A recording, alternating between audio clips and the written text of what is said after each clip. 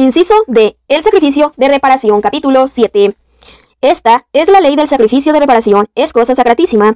En el lugar donde inmolan el holocausto, inmolará la víctima de reparación, y su sangre se derramará sobre todos los lados del altar. Se ofrecerá toda la grasa de la víctima, el rabo y la grasa que recubre las entrañas, los 2 riñones y la grasa adherida a ellos y a los lomos, y el lóbulo del hígado. Se apartará toda esta grasa junto con los riñones. El sacerdote lo quemará sobre el altar como manjar abrazado para Yahvé. Es un sacrificio de reparación. Podrán comerlo todos los sacerdotes varones. Se comerá en lugar sagrado. Es cosa sacratísima. Derechos de los sacerdotes. El sacrificio por el pecado es como el sacrificio de reparación. Tiene la misma ley. La víctima pertenece al sacerdote que haya hecho la expiación con ella. La piel de la víctima de un holocausto presentado por alguien será para el sacerdote que ha ofrecido el holocausto. Toda oblación cocida al horno y toda la preparada en cazuela o en sartén pertenece también al sacerdote que la ofrece. Pero toda oblación amasada con aceite o seca será para todos los hijos de Aarón en porciones iguales. Inciso E. El sacrificio de comunión. A. Sacrificio en alabanza. Esta es la ley del sacrificio de comunión que se ofrece a Yahvé. Si se ofrecen alabanzas, se ofrecerán, juntamente con el sacrificio de alabanza, panes acimos amasados con aceite, tortas acimas untadas de aceite y tortas de flor de harina amasadas con aceite. Se añadirá esta ofrenda a las tortas de pan fermentado y al sacrificio de comunión en alabanza. Se reservará una pieza de cada clase como tributo a Yahvé y corresponderá al sacerdote que haya derramado la sangre del sacrificio de comunión. La carne del sacrificio de comunión en alabanza se comerá el día mismo de su ofrecimiento sin dejar nada de ella para la mañana siguiente. B. Sacrificios votivos o espontáneos. Si se ofrece la víctima en cumplimiento de un voto o como ofrenda voluntaria, se comerá el mismo día en que ha sido ofrecida, y lo que sobre deberá comerse al día siguiente, pero al tercer día será quemado lo que quede de la carne de la víctima.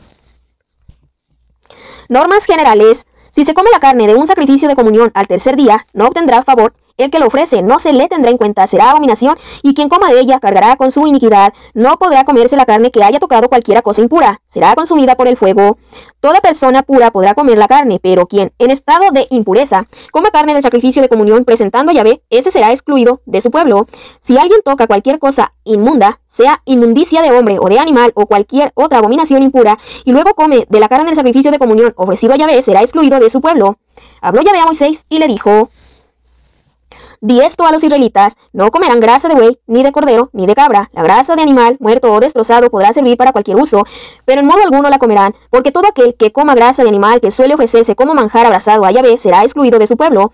Tampoco comerán sangre, ni de ave, ni de otro animal, en ninguno de los lugares en que habiten. Todo el que coma cualquier clase de sangre será excluido de su pueblo.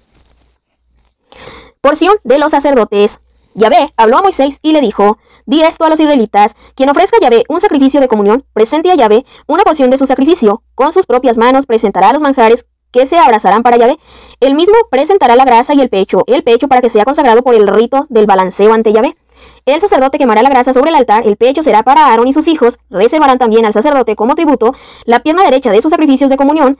Esta pierna derecha pertenecerá a aquel de los hijos de Aarón que haya ofrecido la sangre y la grasa de los sacrificios de comunión, pues yo retengo a los israelitas de esos sacrificios de comunión, el pecho sometido al rito de balanceo y la pierna reservada, y se lo doy de parte de los israelitas al sacerdote Aarón y a sus hijos. Es un decreto perpetuo. Conclusión: esta es la porción de Aarón y la porción de sus hijos en los manjares que se abrazan en honor de Yahvé, desde el día en que fueron presentados para ejercer el sacerdocio de Yahvé. Esto es lo que mandó Yahvé que los israelitas les dieran el día en que los ungió, como decreto perpetuo, de generación en generación.